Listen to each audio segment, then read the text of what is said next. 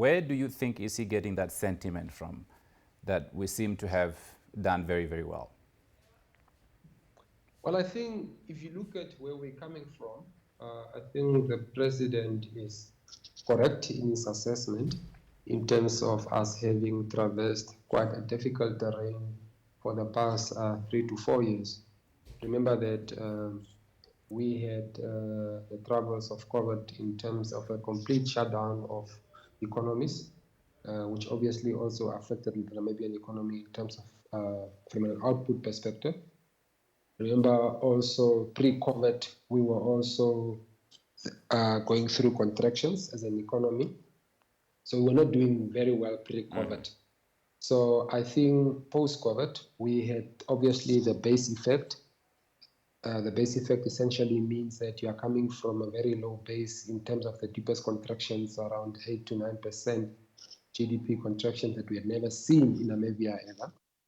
And from there, we then had the base effect, which meant that we rebounded if it were. So the economy grew quite aggressively from the low base. Now, subsequent to that, we are back to the growth levels that we have been accustomed to. So historically, Namibia also did not really have a growth problem in terms of its economic growth. I think we had more of a challenge around our growth not being very inclusive.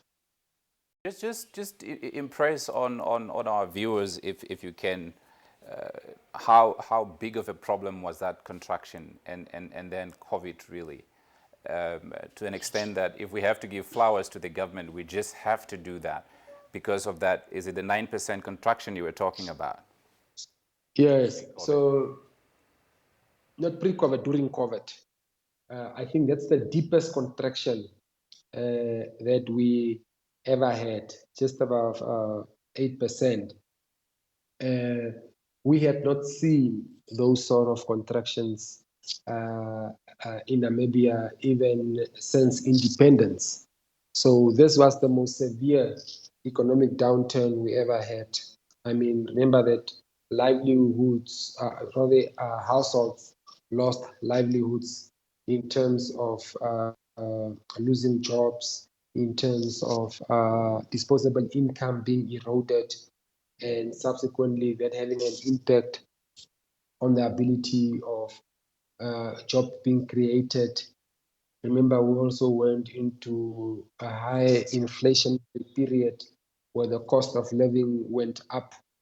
We were paying quite a bit for goods because of the supply constraints. We also went through a huge interest rate cycle in terms of the cost of borrowing, because essentially what the central bank does is it uses a monetary policy tool to rein in inflation. Obviously, on the back of the arrangement with South Africa, that has a 3 to 6 inflation targeting mechanism. So it was an extremely difficult period. I think we could have left that period now. I think the Namibian economy is at a much better place than it has been in a very long time.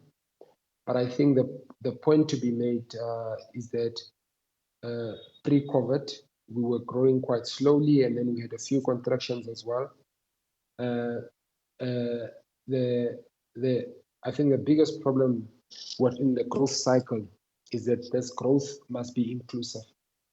The 3.5% economic growth projection, very optimistic from the finance minister. Is this been agreed on, for example, by international bodies? For example, the World Bank. Is this the kind of optimism that's shared? Well, there's no agreement. I think it's really an alignment in terms of what are the economic conditions at that point. And the economic indicators are telling us that, and primarily this particular outlook or forecast is come from the Bank of Namibia, and it's very much in line with global outlook and global projections on the Namibian economy. So with that said, it's not overly optimistic. I think it's very realistic. But again, this particular growth needs to become inclusive.